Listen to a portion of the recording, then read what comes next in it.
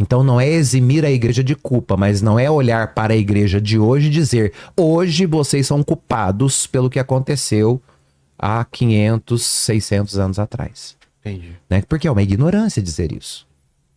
Ah, mas vários papas pedem perdão. É o mínimo que o líder de um movimento como a Igreja Católica, que é a maior instituição de congregação de pessoas, tem que fazer. E a mais longeva, reconhecer a mais longeva e a maior. Né? O próprio Chico Xavier, uma vez perguntaram para ele no Pinga Fogo se o espiritismo ia crescer, se era a pretensão do espiritismo do Brasil passar à Igreja Católica. E ele falou: jamais. E se o espiritismo um dia pensar sobre isso, o espiritismo precisa acabar. Porque nenhuma religião tem a competência e a sabedoria para poder reunir tantas pessoas em pró da mesma ideia e do mesmo objetivo. A Igreja Católica, ela é fundamental para o mundo. Isso saiu da boca de Chico Xavier. Que eu falo Chico Xavier porque é o grande nome do espiritismo no Brasil, na América Latina, e se tornou mundialmente conhecido. O povo às vezes me chama de espírita, me chama de macumbeiro, porque eu transito nesse mundo. Então, se a gente tirar a razão das coisas, Vilela, a gente vai entrar na ignorância total. Então, por que eu digo que a igreja, e defendo com unhas e dentes, a igreja é do Espírito Santo? Porque nós, homens, não conseguimos destruí-la até hoje. Isso é verdade. Apesar de tudo, ela tá... Apesar de nós, ela está viva, porque ela é do Espírito Santo, ela não é nossa. Entendendo igreja no conceito amplo, né? No conceito de igreja, corpo místico de Cristo, não templo. E não religião específica. Não religião, não. A igreja. Outra coisa também que tem bastante discussão em relação à Igreja Católica, principalmente com os evangélicos, é em relação à idolatria, né? Em relação à adoração à figura da Virgem Maria. Uhum. Tem muito atrito e muita divergência em relação a isso, né? Qual que é a posição de vocês? A igreja resolveu essa questão no século IX. Essa crise foi no século IX, quando os gregos ortodoxos, os cristãos do Oriente, falaram para os cristãos do Ocidente, latinos, do Império Latino, que eles não podiam mais cultuar as imagens dos santos na figura das estátuas, como era costume romano. Entendi. Porque os romanos tinham estátuas. Sim. Os gregos tinham pinturas bizantinas, mosaicos. Então, os cristãos do Oriente faziam quadros pintados com ouro, com arte mosaica. É o período bizantino que ficou. Já os cristãos do Ocidente absorveram do Império Romano a criação de estátuas. E da própria Grécia, né? E a Grécia, que com também teve isso. Enfim. Mas o cristianismo grego era o cristianismo da pintura bizantina. O cristianismo latino foi das imagens das estátuas romanas, que representavam as pessoas que morriam em testemunho de amor e fé pela igreja. Então os gregos questionam os latinos. Vai ter um concílio para definir sobre isso. É uma crise iconoclasta. Ah, é? Teve um concílio só para isso. E no concílio resolveu-se. Definiu essa fé. As representações dos santos e da Virgem Maria no Oriente permanecem como pintura, como ícone, porque ícone em grego significa rosto. Sim. Face. Então, para eles, o ideal era fazer pintura, os ícones, e não fazer as estátuas romanas conforme o Império Romano ensinava. E para o Ocidente ficou definido: não, vocês aprenderam a fazer estátuas no Ocidente, continuem fazendo estátuas. É uma definição conciliar, social. Por quê? Porque o Ocidente estava acostumado com estátuas, o Oriente com pinturas. Então a igreja faz essa enculturação. E a ideia de adoração é um equívoco que também já foi resolvido em concílios muito antes da Idade Média. Os cultos de latria, eles vão ser divididos. Então, o culto de latria, que é o culto de adoração, sim, ele é dado a Deus. E a Cristo. Somente a Deus. Então, a Cristo Nosso Senhor, como Filho, segunda pessoa da Santíssima Trindade, e ao Divino Espírito Santo, que é a ação, o agir de Deus, terceira pessoa da Santíssima Trindade. A adoração somente a Deus. A Virgem Maria, nós temos o que nós chamamos de primeira veneração. Aí nós vamos falar de dulia. A protodolia se dá à Virgem Maria. Que é a diferença Que entre ela está acima, no cristianismo, ela é o maior exemplo a ser seguido. Então nós olhamos para a Virgem Maria e copiamos o modelo daquela mulher para vivermos uma vida cristã saudável e real. E depois dela, os que vieram, os apóstolos, os mártires, os santos próprios do tempo. Então nós não adoramos essas pessoas. Você tem alguma foto do seu pai ou de alguém que você admira? Sim. E toda vez que você vê essa foto do seu pai, isso não remete a você às competências, às características? A memória, o caráter dele? Sim, mas eu não... E isso não te mobiliza a ser eu uma não pego pessoa... a imagem do Santo Antônio e faço alguma coisa para casamento, por exemplo. Não faço Justamente, porque isso não faço é para isso com a Santo foto do Antônio. meu pai, assim. Não é para Santo Antônio que a gente pede. É pra Deus. A gente pede para Deus. Mas tem muita gente que confunde, né? Tem muita gente Tem. louca para tudo. Tem gente que confunde Jesus com Genésio. Exato. Então, Tem gente que vai confundir tudo que nós estamos falando aqui? tem gente, Então tá tudo inclusive, certo. que não vai entender o que nós estamos dizendo. E eu gosto sempre de repetir, eu sou responsável pelo que eu falo, não pelo que você entende. O santo é a inspiração de caráter, de vivência, de ter alcançado.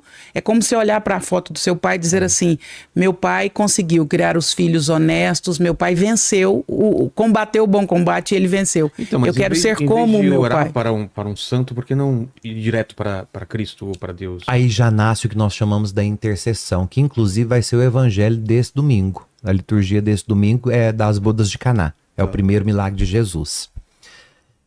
Um fato curiosíssimo, que acaba o vinho da festa, Isso. Maria se levanta da mesa, vai até Jesus e fala: eles não têm mais vinho. E Jesus olha para ela e fala: o que eu tenho a ver com isso? Tô de boa aqui. É. Porque a minha hora não chegou. Maria se recolhe. Jesus continuou comendo. Não. O que ele fez? Transformou água em vinho. Por quê? Pelo pedido da mãe. Intercessão. Eu posso ir direto a Jesus? Eu não tenho as virtudes da Virgem Maria, Vilela. Mas se você quiser tentar. Mas você pode tentar. Eu não me sinto digno. Eu preciso de quem tem méritos para isso. Mas ninguém vem ao Pai senão... Se não por mim, sem dúvida. Por isso que eu olho para Maria e peço para copiar o exemplo dela e ter um coração como o do filho dela. A senhora me ensina a amar o seu filho, porque se alguém sabe o que é amar Jesus, é a mãe dele. Se eu te pedir algo muito precioso aqui do seu estúdio, talvez você vai ter dificuldade em me dar. Mas se o seu filho falar: papai, por favor, dá aquela máscara do Mr. M pra Andréia. Isso é muito importante pra mim, papai. Por favor, sou eu que tô pedindo, dá a máscara do Mr. M pra Andréia. E não existe a ideia da intercessão sem obediência. Então, olhar para Jesus ouvindo a mãe fazendo um pedido, ele não respondeu sim ou não. Pelo contrário, ele foi messiânico. A minha hora de se apresentar como Messias não chegou ainda. Se eu fizer isso aqui agora, tornar isso público, pode ser que eu não complete meu ministério. Que as pessoas me matem antes. Tanto que ele fala: a minha hora de me manifestar como Messias esperado pelos profetas e pela lei não chegou. E o evangelista não fala mais nada. Simplesmente diz que ele levantou-se, chamou os garçons e falaram: quantas talhas tem aí? 6, que também já é um símbolo. E mandou eu fazer o que com as talhas? Encher de água. Então, ele estava jantando. Ele não falou sim ou não para Maria. Só que pela obediência, ele se levanta e pela intercessão dela, ele faz acontecer. Então não tem como a gente dizer que isso não existe. Ah, eu vou direto a Jesus. Quando o povo falou para Moisés que eles queriam falar diretamente com Deus no Alto Sinai, e que Moisés falou para Deus: eles querem que o Senhor fale diretamente com eles. Deus vai perguntar para Moisés: eles estão prontos? Moisés falou: dizem que sim. E Deus abriu a boca. Quando Deus falou, o que aconteceu? Todos caíram por terra porque não tiveram condições de abarcar a potência, o tamanho, a grandiosidade de Deus. Entendi. Então, a ideia da intercessão é justamente porque nós temos pessoas as quais nós chamamos de bem-aventuradas. Porque quais são as bem-aventuranças? Jesus ensinou. Quem são os bem-aventurados? Ele prega no seu Sermão da Montanha, que é mais conhecido como Sermão da Montanha, o Sermão das Bem-aventuranças. E ali ele diz: quem são os santos? Quem vão ser santificados? Os que viverem essas bem-aventuranças. Porque o bem-aventurado significa feliz. Tanto que a abreviatura é beato. Bem-aventurado, beato. E beato em latim é feliz. Uma pessoa feliz. Então, por que ele é feliz? Porque ele alcançou o reino de Deus. E nós acreditamos desde o século IV, Vilela, no concílio de Constantinopla, que foi realizado depois do concílio de Nicéia, para completar o credo da igreja. No século IV ficou definida a comunhão dos santos. Nós estamos falando do concílio de Constantinopla, onde se define que cremos na comunhão dos santos, naqueles que viveram a nossa carne, mas foram justificados e já estão diante de Deus. E por estarem diante de Deus, contemplando Deus na sua onisciência, onipresença e onipotência, podem, por meio do olhar de Deus, olhar por nós. Porque eles já estão na igreja triunfante. E eles intercedem pela igreja militante que somos nós. Enquanto nós que estamos vivos, rezamos pelos mortos, que é a igreja padecente. Então existe esse fluxo, esse movimento entre essas três igrejas. A triunfante, que já contempla a face de Deus. A padecente, que são aqueles que estão no purgatório. E a militante, que somos nós que peregrinamos pela vida. Por esse mundo. Por isso militamos ainda no mundo. Então nós intercedemos pelos que padecem, nós rezamos pelos mortos. Daí nasce a tradição de rezar pelos mortos. Nós rezamos pelos que padecem. Já os que estão glorificados, que já estão triunfantes, rezam por nós que militamos, para que a gente alcance o que eles alcançaram. Então a intercessão, a comunhão dos santos é uma definição de fé do século IV, início do século V. E que foi sendo resgatado não foi nem por Lutero, nem por Calvino, e muito menos por Henrique VIII. Isso surge agora com o neopentecostalismo, que não pertence ao protestantismo raiz. Sim. O protestantismo raiz não abre mão desses concílios. Então, a comunhão dos santos, a verdade dita, a figura do Pai, a figura do Filho, a definição do Espírito Santo, a figura da própria Virgem Maria, a definição da Theotokos de Maria como Mãe de Deus, que é uma definição do século IV. Por que que depois de 1000 e tantos anos as pessoas se sentem no direito de mudar tudo que é a tradição e o magistério cristão, porque eu não vou falar nem da igreja, porque é o cristianismo, porque não existia a ideia de outra igreja fora do cristianismo. Então todos eram cristãos católicos, universais. E depois surge essa balbúrdia e essa confusão mental, né? Porque a palavra, ela acaba se tornando um instrumento muito forte na mão das pessoas com o protestantismo, quando ele diz que basta a graça de Deus e a inspiração de Deus para você interpretar a palavra. Esqueça o magistério, esqueça a tradição.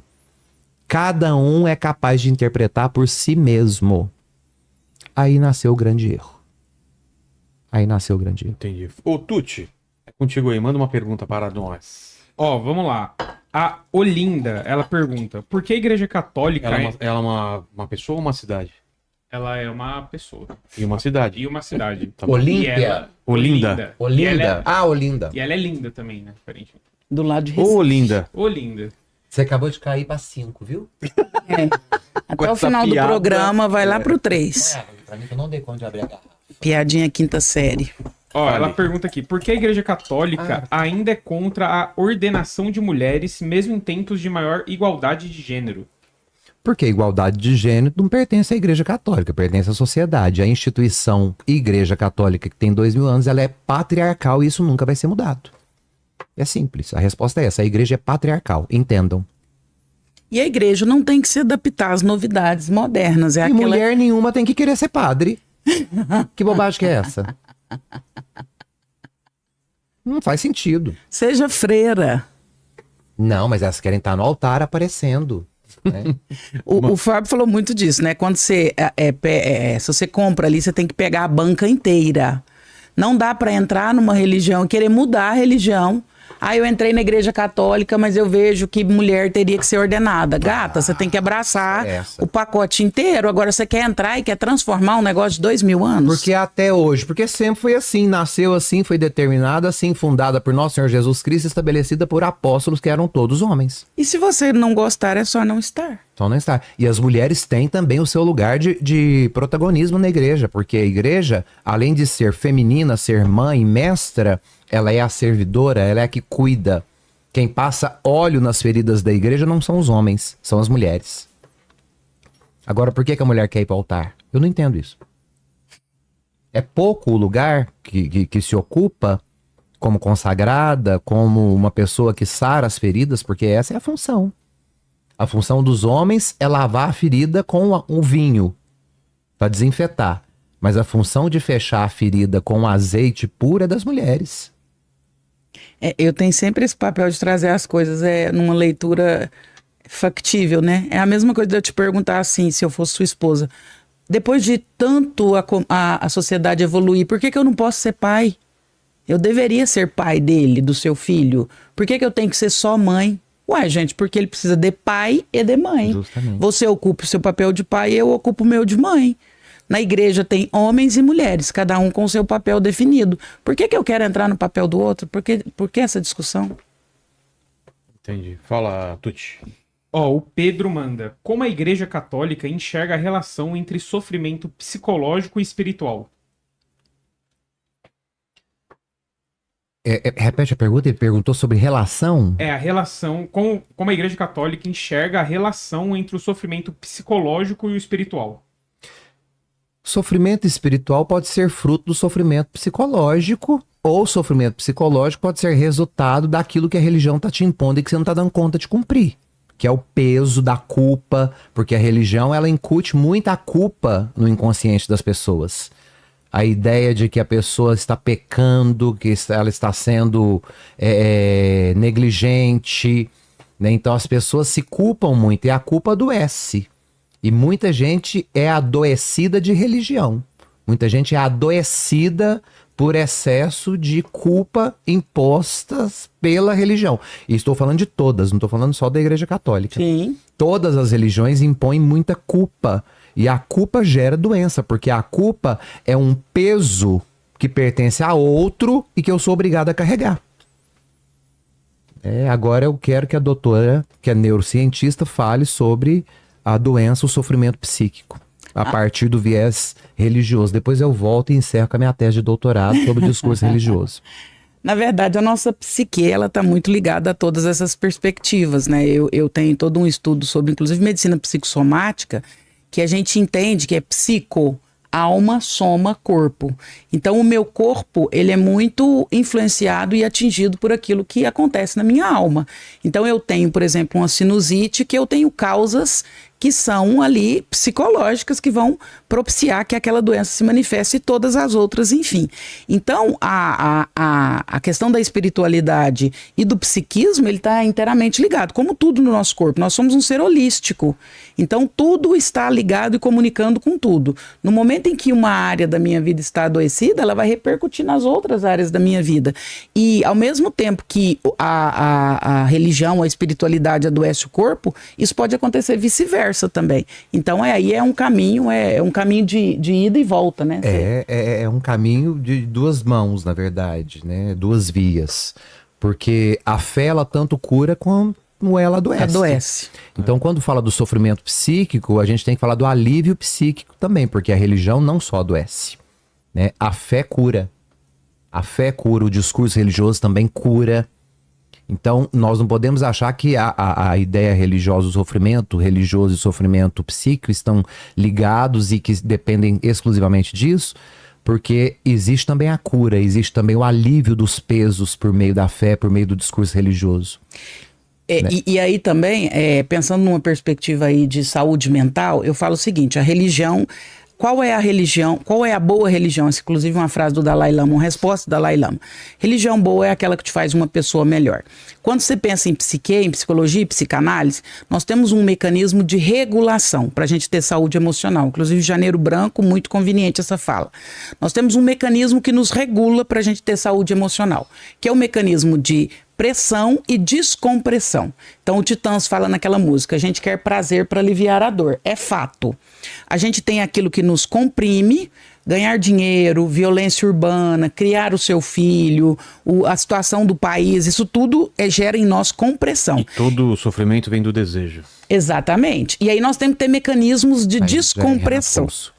Aí já é Renato. Não, mas Renato Russo em cima do que? Budismo? O que é? Todo sofrimento vem do desejo. Isso é psicanálise, não, né? Na verdade. Vê de onde é. Não, ele pega essa frase. Ele canta isso. E aí tem que ter um mecanismo de descompressão. A religião, a fé ou a espiritualidade, ele está no campo da descompressão, daquilo que te faz bem. Então você tem os seus perrengues durante a semana, no domingo você vai no culto ou na igreja e você sai de lá melhor. A religião, a fé... Em tese você tem que sair melhor. Teria, né? A espiritualidade, a fé ou a religião, ela só serve se ela estiver no campo da descompressão. Se ela vier para o campo da pressão, ela está inútil. Então, a espiritualidade, ela só é viável se ela atua a favor da minha saúde mental, no sentido de me descomprimir. Eu estava mal e eu saí melhor depois desse culto, desse evento religioso, Fala enfim. O que você achou? Vem do budismo. É budismo, né? Então, a fé, ela entra nesse campo. Se a sua fé te leva para o campo da pressão... Você sofre pela sua vestimenta, você sofre pela sua condição, você sofre pelas suas escolhas. O julgamento dos outros. Você sofre pela presença do outro. A espiritualidade está no lugar errado, ela está te adoecendo e aí ela precisa ser revista.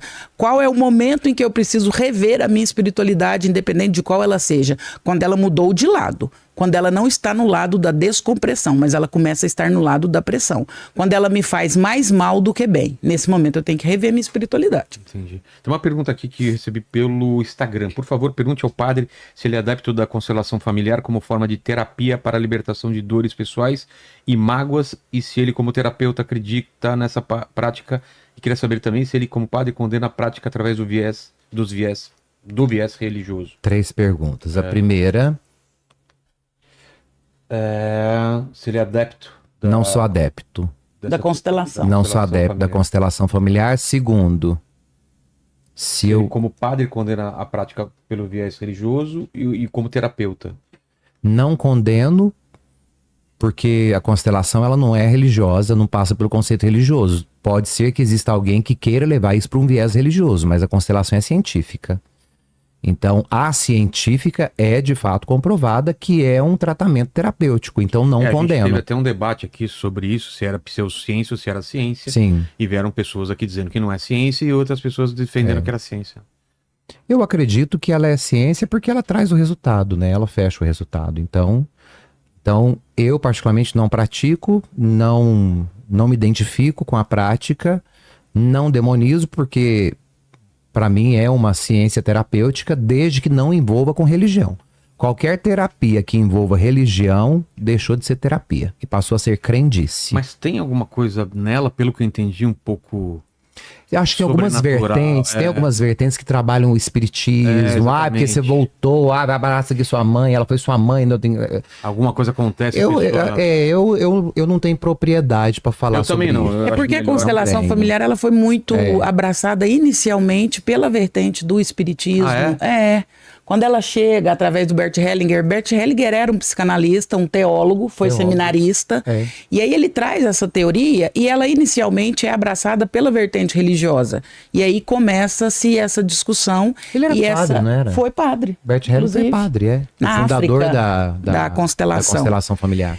A constelação ela está no campo das técnicas de teorias psicológicas, enfim, como a psicanálise, a TCC e o existencialismo. Aí você condena a psicanálise? Você condena a TCC? Não, são teorias. Constelação, TCC, psicanálise, existencialismo são abordagens.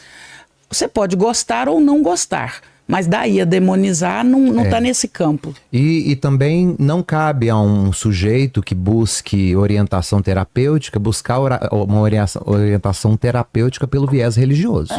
Né? Porque se você quer uma orientação terapêutica, mas está buscando pelo viés religioso, já começou errado. Né? Porque não busque no divã o que você precisa de encontrar no confessionário.